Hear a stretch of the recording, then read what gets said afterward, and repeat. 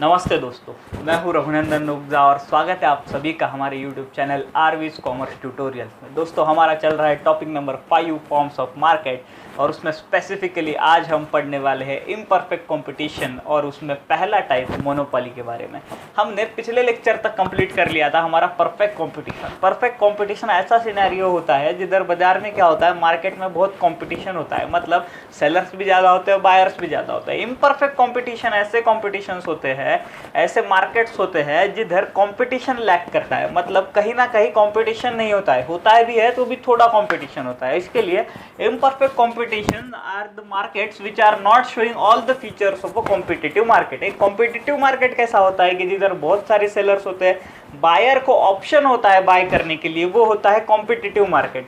But imperfect competitive market में सारे के सारे फीचर्स नहीं होते कॉम्पिटिटिव मार्केट के। अब पहला इम्परफेक्ट कंपटीशन है दोस्तों मोनोपोली मार्केट। अब मोनोपोली इस शब्द से ही हमें क्या समझता है, तो इसकी अगर हम कोड करें तो मोनो का अर्थ होता है दोस्तों सिंगल और पॉली का होता है सेलर। मोनो मतलब सिंगल और पॉली मतलब सेलर, मतलब एक ऐसा मार्केट जिधर सिर्फ एक ही सेलर है, which is controlled by the single seller. ऐसा मार्केट होता है दोस्तों मोनोपोली मार्केट। अब ऐसे मार्केट हमें रियल लाइफ में किधर देखने को मिलते हैं, तो मिलते हैं, इसका रियल लाइफ एग्जांपल है दोस्तों रेलवेज। अगर आपको मालूम है तो train services Indian railways control करता है इंडिया में। इंडियन रेलवेज के अलावा एक भी कंपनी नहीं है, आईआरसीटीसी के अलावा एक भी कंपनी नहीं है जो इंडिया में ट्रेन रन करती है।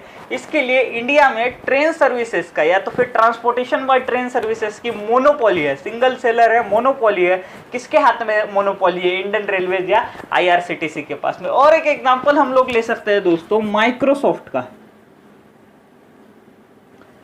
जब बहुत पहले कंप्यूटर इन्वेंट हुआ, कंप्यूटर इन्वेंट होने के बाद उसे ऑपरेटिंग सिस्टम की जरूरत थी। जब उसे ऑपरेटिंग सिस्टम की जरूरत थी तो माइक्रोसॉफ्ट अकेली कंपनी थी तो मार्केट में ओएस बेचती थी। अभी तो बहुत सारी कंपनी आ गए हैं, Linux, Unix etcetera etcetera. But जब ये शुरुआती काल था कंप्यूटर का, जब ओएस के लिए सिंगल सेलर था मार्केट में, वो था माइक्रोसॉफ्ट। तो इसके लिए Microsoft in early days of computer और रेलवेज अभी भी क्या है, मोनोपोली है, मतलब सिंगल सेलर है। अब सिंगल सेलर के मार्केट में क्या होता है दोस्तों, अगर सेलर ही सिंगल है तो वो खुद ही क्या करता है, अपनी प्राइस डिटरमाइन कर लेता है। मतलब सिंगल सेलर अभी डिमांड और सप्लाई फोर्सेस पे नहीं जाएगा, क्योंकि वो अकेला सेलर है। उसने अगर सेल नहीं किया तो दूसरा कोई भी सप्लाई करने वाला नहीं है मार्केट में। इसके लिए सिंगल सेलर अपनी प्राइस क्या करता है, खुद ही डिटरमाइन कर लेता है और उसके जो वो कंट्रोल करता है एंटायर मार्केट को, क्योंकि वो अकेला सेलर है, वो कुछ भी कर सकता है, जो वो चाहता है वो कुछ भी कर सकता है। इसके लिए वो कंट्रोल करता है एंटायर मार्केट को, पूरे मार्केट को वो कंट्रोल कर लेता है। And has no close substitute मतलब उसका कोई क्लोज सब्स्टिट्यूट भी मार्केट में अवेलेबल नहीं होता है। अब देखो, जब माइक्रोसॉफ्ट ने सबसे पहले ओएस लॉन्च किया तो इस ओएस का कोई भी सब्स्टिट्यूट मार्केट में नहीं था। क्लोज सब्स्टिट्यूट छोड़ो, सब्स्टिट्यूट ही मार्केट में नहीं था। तो ऐसा होता है मोनोपोली सेलर के बाद में, जिधर मार्केट क्या होता है, सिंगल सेलर के हाथ में होता है। एक सिंगल सेलर पूरे मार्केट को रूल करता है। अब हम क्या करेंगे, इसके फीचर्स पढ़ेंगे। एक एक फीचर पढ़ते पढ़ते आपको सब इसका ध्यान में आ जाएगा कि इसका स्ट्रक्चर कैसा है। अब देखते हैं कुछ फीचर्स मोनोपोली मार्केट के और मोनोपोली मार्केट को अच्छे से समझते हैं। पहला फीचर है मोनोपोली मार्केट का सिंगल सेलर, जो कि हमने मीनिंग निकाला मोनोपोली का मीनिंग हमने निकाला था सिंगल सेलर। मतलब मोनोपोली मार्केट ऐसा मार्केट है जिधर सेलर क्या है, सिर्फ एक सेलर है, सिंगल सेलर है, बट बायर जो है बहुत सारे। अब रेलवेज का एग्जांपल लीजिए, ट्रेन ट्रांसपोर्ट सर्विस में रेलवे सिंगल सेलर है, सिंगल सप्लायर है, बट बायर इतने सारे हैं, पूरे देश भर में कस्टमर है, कंज्यूमर्स है रेलवेज के। इसके लिए क्या होता है, मोनोपोली मार्केट में देयर इज नो कंपटीशन, कोई भी कंपटीशन उस सेलर को नहीं है। अब आईआरसीटीसी को कोई कंपटीशन है इंडिया में, कोई भी कंपटीशन नहीं है, क्योंकि दूसरा कोई सेलर ही नहीं है उस एरिया में।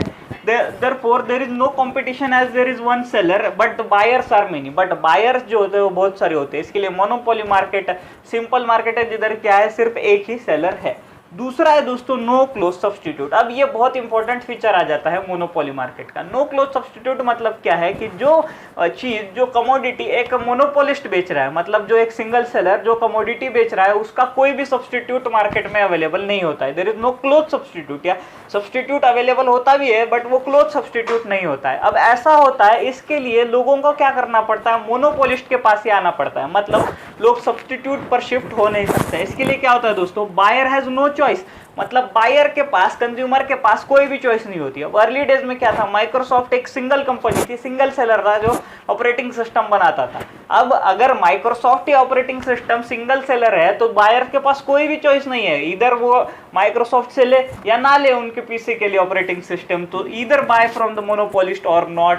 और इधर जो प्राइस इलास्टिसिटी होती है, इलास्टिसिटी ऑफ डिमांड होती है, वो जीरो होती है। अब इलास्टिसिटी ऑफ डिमांड जीरो कब होती है, हमने पढ़ा था, जब प्राइस में कुछ भी चेंज आ जाए, प्राइस में इनफाइनाइट भी चेंज आ जाए बट भी डिमांड वही की वही रहती है, मतलब डिमांड में 0% चेंज आता है, वो होती है elasticity of demand is zero.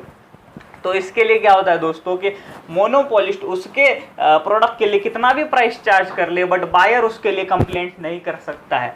तीसरा फीचर है important, barrier to the entry. अब बैरियर टू द एंट्री क्या होता है कि एक मोनोपोलिस्ट को, मतलब एक कोई भी दूसरे सप्लायर को अगर उस इसमें जाना है, उस मार्केट में जाना है, मोनोपोली मार्केट में जाना है, समझो एक कोई भी सप्लायर है, रिलायंस है, जिसको क्या करना है, रेलवेज में उतरना है। अभी तो ये पॉसिबल हो गया है क्योंकि अब हम लोग क्या करते हैं, पब्लिक प्राइवेट पार्टनरशिप्स कर रहे हैं। बट अगर ये रेलवेज क्या है, पब्लिक लिमिटेड कंपनी है, मतलब ये गवर्नमेंट ओन्ड कंपनी है, तो गवर्नमेंट ने इधर रेस्ट्रिक्शंस लगा के रखे हैं, लीगल रेस्ट्रिक्शंस लगा के रखे हैं। लॉ में ही ऐसा लिखा है कि रेलवेज के सिवा ट्रेन ट्रांसपोर्ट का बिजनेस इंडिया में कोई भी नहीं कर सकता है। इसके लिए बैरियर टू एंट्री, अगर कोई चाहे भी, अगर कल से रिलायंस चाहे, टाटा चाहे, तो भी वो खुद की ट्रेनें नहीं चला सकते क्योंकि उनको क्या है, लीगल जो रेस्ट्रिक्शंस है। अब टेक्नोलॉजिकल बैरियर्स भी कुछ होते हैं, जैसे हमने एग्जांपल लिया था माइक्रोसॉफ्ट का। माइक्रोसॉफ्ट पहली कंपनी थी जिसने क्या किया, ओएस डेवलप किया।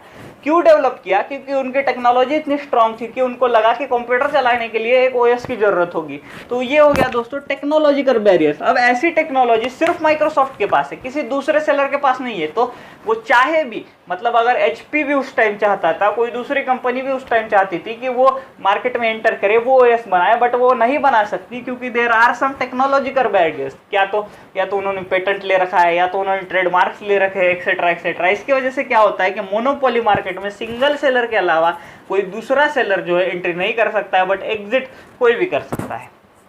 अब चौथा फीचर है मोनोपोली मार्केट का, complete control over market supply. एक मोनोपोलिस्ट क्या होता है, सिंगल सेलर होता है। इसके लिए अगर उसने मार्केट में सप्लाई नहीं किया तो कोई दूसरा सप्लायर, कोई दूसरा एंटर नहीं कर सकता है क्योंकि बैरियर्स टू द एंट्री होते हैं।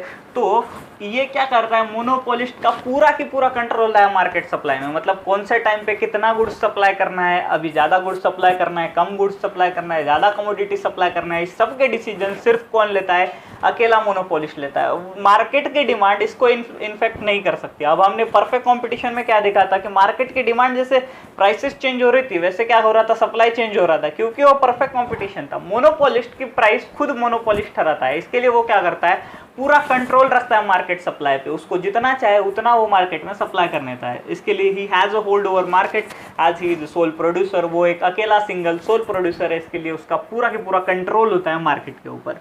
पांचवा फीचर है, इंपॉर्टेंट फीचर है, प्राइस मेकर। परफेक्ट कंपटीशन में हमने देखा था supplier is the price taker, उसको क्या करना पड़ता है, प्राइस लेनी पड़ती है जो मार्केट डिसाइड करके दे रहा है, क्योंकि उधर क्या हो रहा है, इक्विलिब्रियम प्राइस से डिसाइड हो रहा है। अब मोनोपोली में वो सिंगल सप्लायर है, पूरे मार्केट पे उसका कंट्रोल है, तो खुद की प्राइस वो खुद डिसाइड करता है। इसके लिए रेलवेज आप देखते हैं, रेलवेज डिमांड सप्लाई पे चलती है क्या, नहीं चलती है। रेलवेज क्या करती है, खुद की प्राइस खुद डिसाइड करती है, खुद के टिकट की, और उतनी ही प्राइस अपने कस्टमर से लेती है। इसके लिए मोनोपोली मार्केट में क्या होता है, he can fix his own price as he controls the market supply. उसके हाथ में है कितना मार्केट में सप्लाई करना है और कितना नहीं करना है। इसके लिए वो क्या है, प्राइस मेकर है, और वो जो प्राइस मेक करता है, या तो फिर वो जो प्राइस डिटरमाइन करता है, उस प्राइस पे सभी बायर्स को खरीदना ही पड़ता है, क्योंकि वो क्या है, सिंगल सप्लायर है। इसके लिए मोनोपोली मार्केट का इंपॉर्टेंट फीचर है कि he is the price maker and not the price taker. अब हमारे मोनोपोली मार्केट का छठा इंपॉर्टेंट क्या फीचर है वो है प्राइस डिस्क्रिमिनेशन। अब प्राइस डिस्क्रिमिनेशन फीचर सभी मार्केट से बहुत ही डिफरेंट फीचर है। अब मोनोपोलिस्ट क्या करता है, हमने देखा कि खुद की प्राइस खुद डिसाइड करता है, he is a price maker. इसके लिए वो क्या कर सकता है, प्राइस डिस्क्रिमिनेट कर सकता है। डिस्क्रिमिनेट करना मतलब क्या कि अलग अलग ग्रुप्स को अलग अलग प्राइस चार्ज करना। मतलब मोनोपोलिस्ट के हाथ में होता है, अगर उसको लगे कि एक आदमी को वो ज़्यादा प्राइस चार्ज करे तो वो चार्ज कर सकता है, और दूसरे आदमी को कम प्राइस चार्ज करे तो वो चार्ज कर सकता है। ऐसा क्यों कर सकता है, क्योंकि वो सिंगल सेलर है।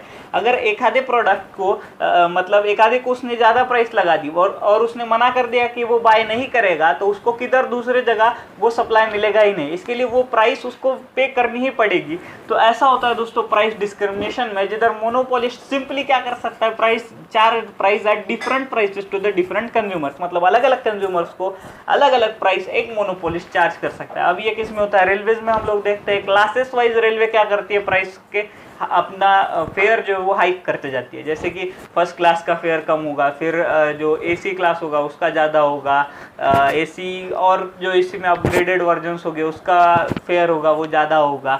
या तो फिर स्टूडेंट्स वगैरह को एसी क्या रेलवेज क्या करती है, कंसेशन पासेस देती है कि उनको फेयर क्या होगा, कम लगेगा। ऐसे मोनोपोलिस्ट क्या कर सकता है, प्राइस डिस्क्रिमिनेट कर सकता है, और उसके प्राइस डिस्क्रिमिनेशन को कोई अपोज भी नहीं कर सकता है, क्योंकि वो सिंगल सेलर है। अगर उसने सप्लाई नहीं किया तो किधर भी दूसरे जगह मार्केट में उस कंज्यूमर को वो सप्लाई नहीं मिलेगा। अभी सातवां फीचर है दोस्तों, no distinction between firm and industry. तो इसके पहले हमें जानना होगा कि फर्म क्या होता है और इंडस्ट्री क्या होता है।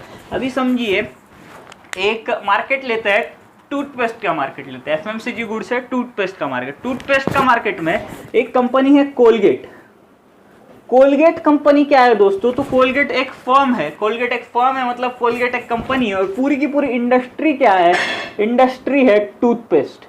मतलब जो भी पूरा टूथपेस्ट मार्केट है वो है इंडस्ट्री, और कोलगेट उसकी एक स्मॉल फर्म है। ये होता है दूसरे मार्केट्स में। अब इधर क्या है, मोनोपोली में there is no distinction between firm and industry. Railways खुद एक फर्म है, इंडियन रेलवेज, और रेलवेज खुद ही एक इंडस्ट्री है, क्योंकि उसके सिवा कोई दूसरा सेलर ही नहीं है उस मार्केट में। इसके लिए there is no distinction in firm and industry in a monopoly market. तो ये थे हमारे मोनोपोली के features. Thank you so much.